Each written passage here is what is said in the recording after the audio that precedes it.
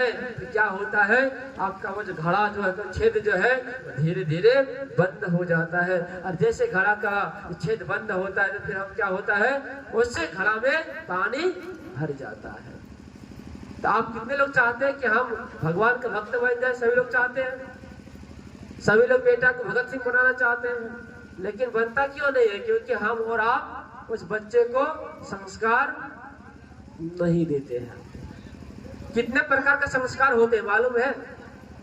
पहले तो 40 प्रकार का संस्कार हुआ करता था, लेकिन 40 बहुत अधिक लगने लगा था ऋषि मुनियों को। तो ऋषि मुनि ने 16 संस्कार पे आके खड़ा कर दिया। लेकिन परम पूज्य गुरुदेव पंडित श्री राम शर्माचार्य ने सोचा 16 संस्कार भी बहुत है बेटा, इसको काट कूट करके जो है 10 संस्कार बनाया और 2 संस्कार जोड़ा, एक जन्म दिवस संस्कार और एक विवाह दिवस संस्कार, और टोटल में 12 संस्कार हो गए। और ये 12 संस्कार जन्म से लेकर के मृत्यु तक होता है। अंत्येष्टि संस्कार समझते हैं किसको कहते हैं? अंत्येष्टि संस्कार मतलब होता है अंतिम संस्कार। जब हम शरीर को छोड़ देते हैं तो क्या होता है, चचरी पर ले जाता है और यज्ञ के साथ जला करके उसे भसा दिया जाता है। अंत मतलब होता है अंतिम, और यष्टि मतलब होता है यज्ञ। जिस प्रकार मनुष्यों का अंतिम यज्ञ होता है अग्नि जला करके, उसी प्रकार हमारे अंदर में पापों को जलाने के लिए कौन सा मंत्र है? अंतिम मंत्र, जिससे हम मुक्ति पाए। तो परम पूज्य गुरुदेव पंडित श्री राम शर्माचार्य 26 नंबर के वांग्मय में कहते हैं वह बेटा गायत्री मंत्र। ये गायत्री मंत्र देवी भागवत में इसका उल्लेख आता है, सुनिए ध्यान से। कहा गया कि एक माला यदि कोई गायत्री मंत्र का जप करता है, कितने माला? एक माला। एक माला में होता है मन का 108। कितने होते हैं? 108 में एक माला होता है। जो व्यक्ति एक माला गायत्री मंत्र का जप करता है नियम पूर्वक, उसका क्या होता है? 3 दिन का पाप नष्ट हो जाता है। चाहे वो जान कर पाप करे या तो फिर अनजाने में पाप करे, तो 3 दिन का पाप नष्ट हो जाता है एक माला केवल गायत्री मंत्र जप करने से। किसने लिखा है? वेद व्यास जी ने कहा लिखा है? देवी भागवत में। और आगे सुनिए, जो व्यक्ति 3 माला गायत्री महामंत्र का जप करता है उसका 9 दिन का सारा पाप छू मंत्र हो जाता है, भाग जाता है, कट जाता है। और सुनिए, जो व्यक्ति अंतिम ये मंत्र है, जो व्यक्ति 11 माला का रोज गायत्री मंत्र करता है नियम पूर्वक, बड़ा सुंदर बात लिखा गया है कि मरने के बाद श्राद्ध कराने की जरूरत नहीं है और सारा पाप का नष्ट हो जाता है। अब बताइए, कोई मर जाए, क्या जरूरी है कि उसका नाम से श्राद्ध हो रहा है नहीं हो रहा है? कोई देखने के लिए आता है क्या? वो जो मर गया कि मेरा बेटा छोटू क्या श्राद्ध तुम कर रहे हो या नहीं कर रहे हो, क्या खिला रहे हो जनता को, रसगुल्ला या पूरी? कोई देखने के लिए आता है क्या? नहीं आता है। क्या कर्मकांड हुआ या नहीं हुआ कोई देखने के लिए नहीं आता है। मतलब आप अपने जीते जी जिंदगी में गायत्री मंत्र का रोज 11 माला जप करिए और आपका श्राद्ध मरने के बाद भी कराने की जरूरत नहीं है। आप ऐसे ही मुक्ति है जिनमें शाश्वत बन जाते हैं। ये गायत्री मंत्र शक्ति है। अरे महामंत्र इसलिए कहा गया इसको कि महामंत्र जितने जग माही को गायत्री सब नाही। इसी को परम पूज्य गुरुदेव लिखते हैं गायत्री महाविज्ञान में कि नास्ति गंगा समम तीर्थम ना देव के स्वात्र एवं ही सर्वभूतानां गायत्री सारे मुच्यते। गायत्री मंत्र जैसा कहा है न भूतकाल में हुआ है ना भविष्य काल में कभी होगा। ये गायत्री मंत्र किसने जप किया? विश्वामित्र ऋषि को जान ले आप, वशिष्ठ को, याज्ञवल्क्य को, पुलस्त्य को, जितने भी ऋषि हुए हैं सारे ऋषियों ने केवल गायत्री महामंत्र का जप से वो कौन बने? मनुष्य से वो मुनि बन गए। और यही गायत्री मंत्र रामचंद्र जी महाराज रामेश्वरम में 14 साल तक गायत्री मंत्र के जप किए। वही भगवान शिव हिमालय में 14 वर्ष तक गायत्री महामंत्र के जप किए। वही कृष्ण बद्रिकाश्रम में जाकर के 12 साल गायत्री मंत्र जप किए। क्योंकि बिना गायत्री का मंत्र का जप से कोई व्यक्ति अच्छा नहीं बन सकता, क्योंकि ये गायत्री मंत्र ही ये दीक्षा का मंत्र है, दूसरा कोई मंत्र है नहीं। शास्त्रों का कहना यही है। इसलिए आप सबसे मैं विनती करता हूँ कि कल जो है यज्ञ के साथ साथ दीक्षा का भी संस्कार होगा। जो अपने आप को धन्य बनाना चाहते हैं, गुरुमुख होना चाहते हैं, उसको दीक्षा कर ले लेना। दीक्षा का मतलब क्या होता है? गुरु करना क्या जरूरी है या नहीं है? है, बहुत सुंदर। गुरु करना जरूरी है। एग्जाम्पल सुने, स्कूल में बोले गायत्री माता की, सुनिए ध्यान से। स्कूल में उसी का दादागिरी चलता है जिसका एडमिशन होता है। झूठ या सच? बोलिए। एडमिशन नहीं कराएंगे और जा करके मास्टरवा सिखाएंगे, ओए मेरा नाम है या नहीं है? कहेगा तू कहाँ से आया है बोल लो। आपका तो कोई वैलिड है ही नहीं कि आप एडमिशन करवाए ही नहीं थे। तो मारेगा, डंडा इस तरह उठाएगा। देखा है डंडा? तू एक ही डंडा में तेरा तो हम कर देंगे। और यदि आप एडमिशन करा लेते हैं, जाकर के थोड़ा धमका करके ही बोलते हैं ना, तो आपको स्कूल से नहीं निकाला जाता। निकाला जाता है क्या? नहीं निकाला जाता है। अर्थात दीक्षा यही है। अरे पूजा पाठ तो सब करता है दुनिया में, लेकिन फल उसको अधिक मिलता है उसी को जो गुरु से दीक्षा लेता है। एडमिशन कराने के बाद अधिकार बन जाता है गुरु से, भगवान से।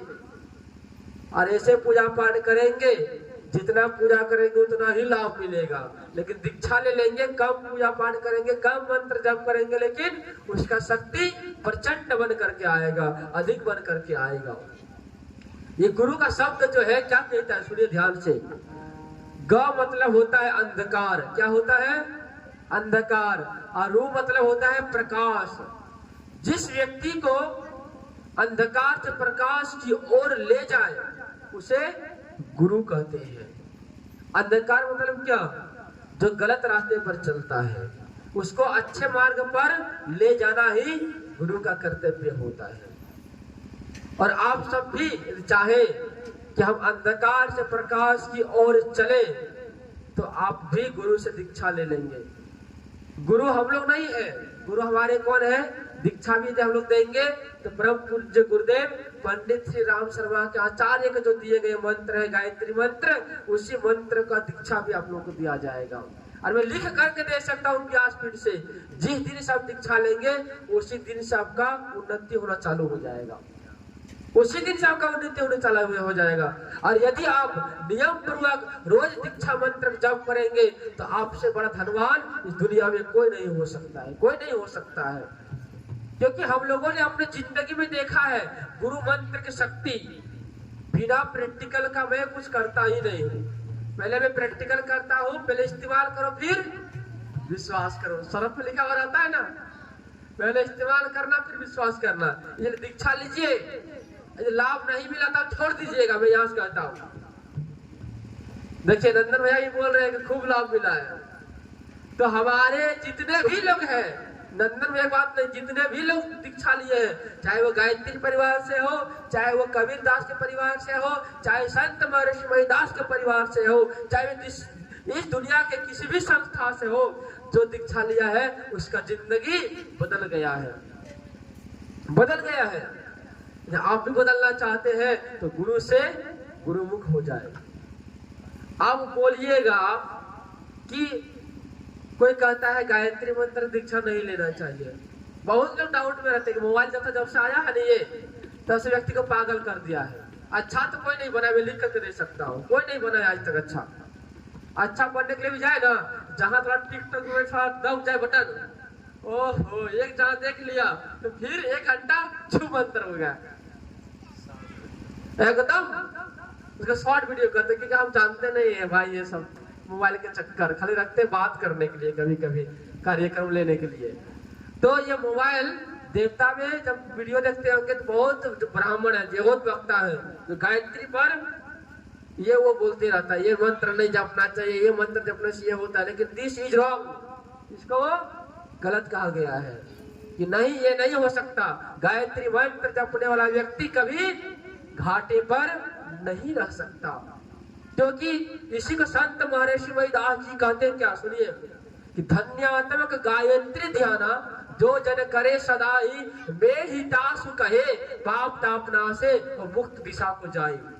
महर्षि महीदास को पहचानते हैं, जो कहते हैं सब संतन की बड़ी बलिहारी, ये उसका स्तुति है। ये जो कहते हैं, इसका गुरु का नाम है संत महर्षि महीदास। उसने क्या कहा, धन्यात्मक गायत्री ध्याना। जो धन्यात्मक मतलब उच्च स्तरीय, क्या गायत्री मंत्र का जो जप करता है महर्षि महीदास, तासु मतलब तो जीव से कहता हूं मैं, कि जो गायत्री मंत्र जप करता है वो मुक्ति दिशा को जाई, मतलब वो मुक्ति दिशा को वो पहुंच जाता है। यहाँ तक नहीं, कबीर दास जी क्या कहते हैं सुनिए।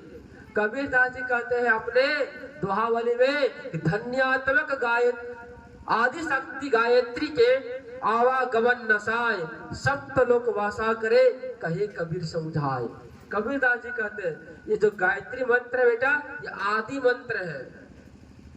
आदि गायत्री सुमरी के, जो व्यक्ति गायत्री मंत्र सुमिरन अर्थात जप करता है, उसका आवा मतलब आना धरती पर, और गमन जाना नसाय, जो व्यक्ति एक बार जन्म लेता है उसका आना जाना सब खत्म हो जाता है, और क्या कहता है, मुक्ति दिशा को चल जाता है। तो साधु संतों का भी कहना है, आज सभी लोग मान चुके हैं गायत्री मंत्र को, सभी लोग अब उसको बड़ाई कर रहा है कि जो गायत्री मंत्र जप करता है उसका उद्धार हो जाता है। क्योंकि भगवान का अवतार कितना हुआ है मालूम है, 24 अवतार। गायत्री मंत्र में कितने अक्षर है मालूम है, 24 अक्षर।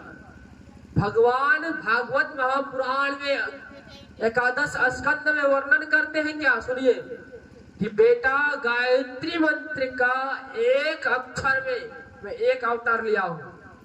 या मैं नहीं कहता अपने मन से, भगवत के 11 स्कंद में लिखा हुआ है, अपने करके कभी पढ़ लेना, कि बेटा मैं एक मंत्र गायत्री का एक अक्षर से मैं एक अवतार लिया हूँ, दूसरा अक्षर से मैं दूसरा अवतार लिया हूँ, तीसरा अक्षर से मैं तीसरा अवतार लिया हूँ। इसी प्रकार से गायत्री मंत्र के 24 अक्षर की शक्ति से मैं इस धरती धराधाम पर 24 अवतार लिया हूँ।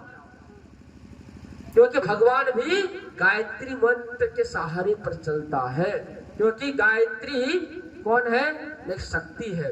एक बार की बात है, जब ये सृष्टि बन रही थी ना, जब ये सृष्टि बन रही थी तो ये सृष्टि कौन बनाया मालूम है आप लोगों को? किसने बनाया है?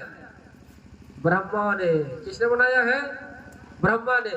ब्रह्मा जी जब बना रहे थे सृष्टि को, तो जैसे जैसे सृष्टि बनाए तुरंत उसके पास शक्ति खत्म हो जाए, वो नाराज हो गए। भगवान विष्णु के पास गए, क्योंकि ब्रह्मा के पिताजी कौन थे मालूम है? विष्णु जी। विष्णु के पास गए, पिताजी के पास गए कि हे पिताश्री, मेरे पास तो शक्ति तो बहुत है, लेकिन थोड़ा सा सृष्टि की रचना करते हैं, हम करता है, और करने के बाद क्या होता है कि तुरंत शक्ति खत्म हो जाता है। बोले अच्छा।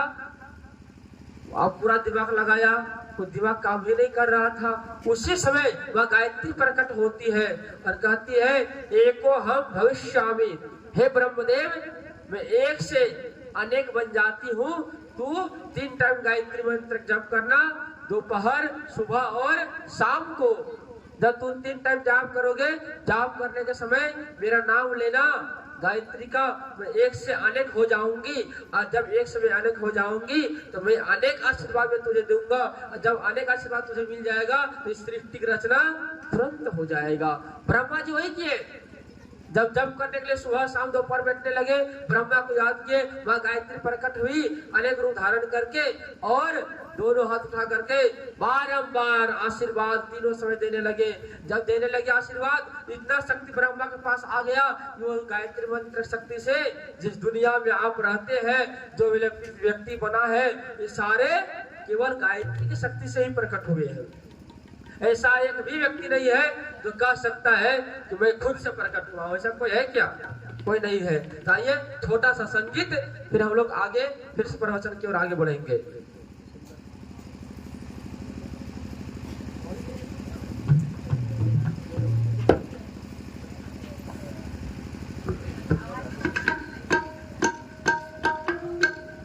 हेलो। बोले प्रेम से वेद माता गायत्री की।